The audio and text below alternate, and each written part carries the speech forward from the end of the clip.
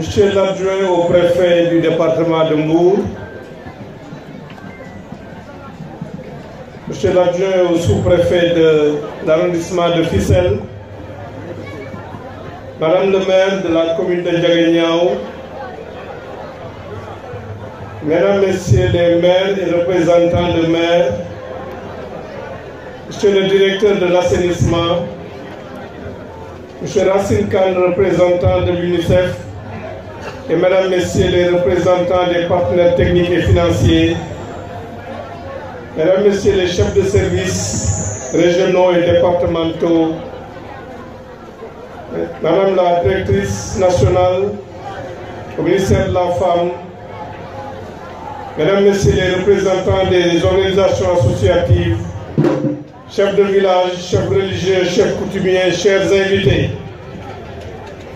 Fogole Ndiaganiao, Mexe Ñal Wanun, Fogole Ndiaganiao, Djokodial. C'est pour moi un réel plaisir de venir ici à Ndiaganiao pour y présider la cérémonie officielle de l'édition 2023 de la Journée mondiale des toilettes,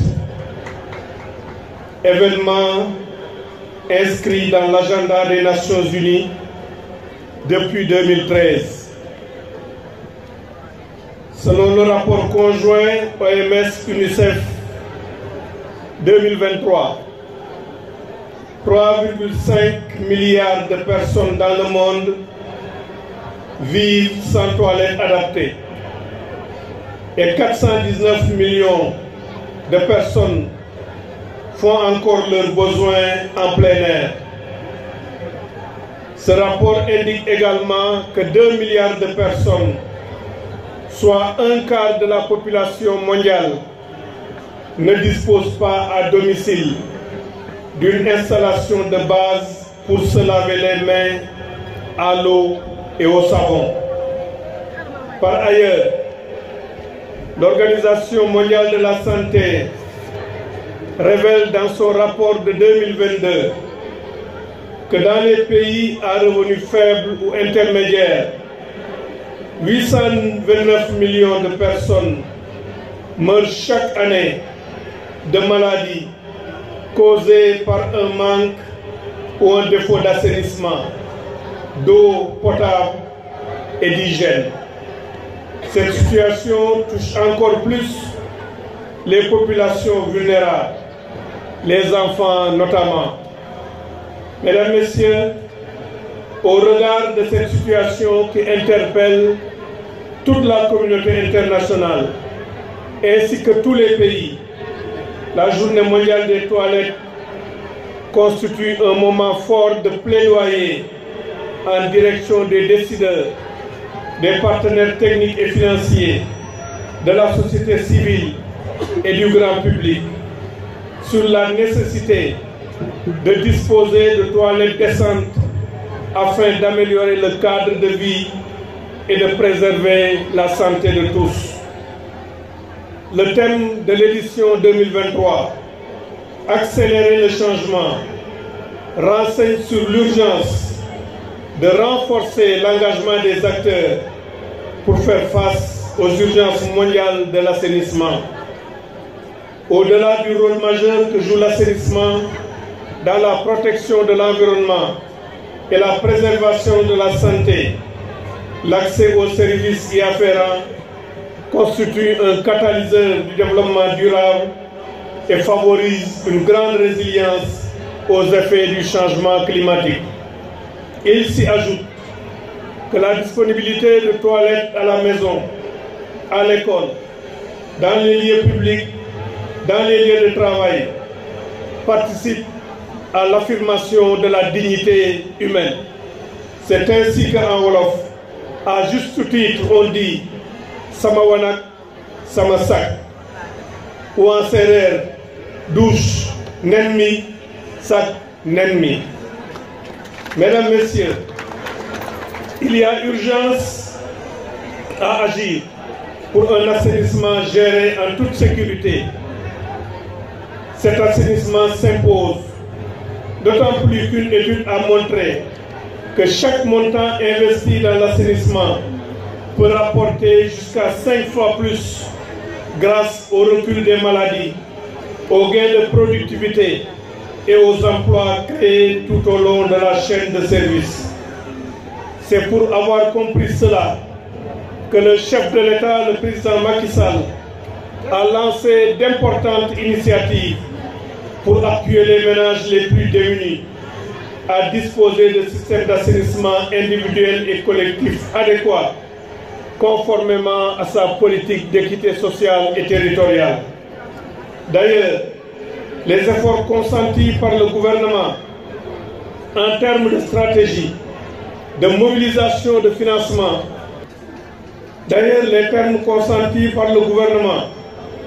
en termes de stratégie, de mobilisation de financement et de réalisation d'ouvrages ont permis, entre 2011 et 2022, de faire progresser le taux d'accès aux services d'assainissement de 63,3% à 88,9% en milieu urbain et de 34,3% à 62,2% en milieu rural, soit des bons significatifs respectifs de 25 points pour le milieu urbain et de 28 points en milieu rural en presque 10 ans. Le taux d'accès global à l'assainissement au Sénégal, dans notre pays, étant passé sur la même période de 49% à 74,2%, là où la moyenne africaine en Afrique subsaharienne est de 34%. Le taux global est de 74% au Sénégal, là où la moyenne en Afrique subsaharienne est de 34%. Concernant les réalisations physiques, les projets en cours dans plusieurs régions permettront à terme de doter au moins 70 000 ménages démunis de latrines familiales et d'autres ouvrages d'assainissement. Cette politique de construction de latrines familiales constitue un des volets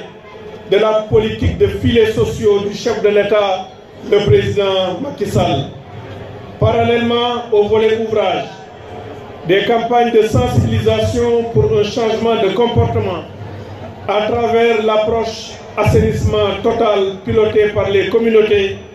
sont mises en œuvre dans les régions de Kolda, Sédhiou, Tambacounda, Kaffrine, Matam, Kédougou, avec des perspectives d'extension dans d'autres zones. Ainsi, grâce à la mise en œuvre de la feuille de route pour l'élimination de la défécation à l'air libre au Sénégal, plus de 5817 ménages, villages, ont abandonné cette pratique de défécation à l'air libre qui est passée de 30% en 2011 à 12% en 2022 et ainsi a reculé de 18 points. Mesdames, Messieurs, toutes ces initiatives adossées au plan Sénégal émergent entrent en droite ligne avec les orientations de l'objectif de développement durable numéro 6. Ces initiatives démontrent également l'intérêt que le chef de l'État, le président Macky Sall, accorde au sous-secteur de l'assainissement en général et au bien-être des populations en particulier. Sa vision et son engagement pour l'assainissement ont porté le Sénégal à la première place en Afrique de l'Ouest et dans le peloton de tête continentale, ce qui a valu à notre pays d'être honoré récemment, notamment le 9 novembre, du prix Country Achieving Award lors de la 7e conférence africaine sur l'assainissement et l'hygiène qui s'est tenue du 4 au 10 novembre en République de Namibie. Mesdames, Messieurs, relativement au choix porté sur la région de Thiès pour abriter cet événement, il ne s'agit pas d'une décision fortuite, car les efforts apparus dans le rapport de l'enquête ménage sectorielle 2022 de l'ANSD indiquant un taux régional de défécation à l'île libre de 5,8% contre 18% en 2011. Ces efforts doivent être poursuivis et renforcés jusqu'à l'éradication complète de cette pratique. Pour y arriver, l'État du Sénégal travaille à doter les ménages démunis de la région de Thiès de latrines familiales améliorées. C'est ainsi qu'entre 2021 et 2023, 2425 latrines ont été réalisées dans la région, sans compter les 200 en cours de construction, dont 100 dans la commune de Ndiaganiao. Vous me permettrez par ailleurs de relever, à côté des efforts de l'État, l'engagement fort appréciable du conseil municipal de Ndiaganiao, avec sa tête, Madame le maire Dr Teneng Sène, de procéder au carrelage de toutes les latrines en cours de construction pour améliorer leur niveau de confort. Madame le maire, je voudrais ici vous féliciter et vous encourager pour votre engagement au service de votre communauté. Mesdames, Messieurs, je voudrais également saisir cette occasion pour remercier les partenaires techniques et financiers qui accompagnent l'État du Sénégal dans son combat pour l'amélioration des conditions d'hygiène et d'assainissement des communautés. Sans être exhaustif, je citerai parmi ces partenaires IBP, IPAR, WaterAid, l'USAID, CGCI, UNICEF, World Vision, Delvic, Speak Up Africa, NIEL, Delta, l'Association sénégalaise de normalisation. En outre, je félicite le directeur de l'assainissement et ses équipes. Je félicite les autorités administratives et territoriales, ainsi que les services techniques déconcentrés de la région pour la parfaite organisation de l'événement, mais surtout pour les performances réalisées en matière d'assainissement. Enfin, vous, population de Ndiaganiao, je vous dis encore merci. Je vous dis encore Djokonyal pour votre accueil si chaleureux, pour votre belle mobilisation qui témoigne d'une reconnaissance à l'endroit du gouvernement et d'une attention toute particulière accordée aux enjeux liés à l'assainissement. Je termine en invitant tous les acteurs à rester mobilisés et à accélérer le pas vers l'accès universel à l'assainissement, y compris des toilettes répondant aux normes pour le bien-être de tous. Je vous remercie de votre écoute attentive.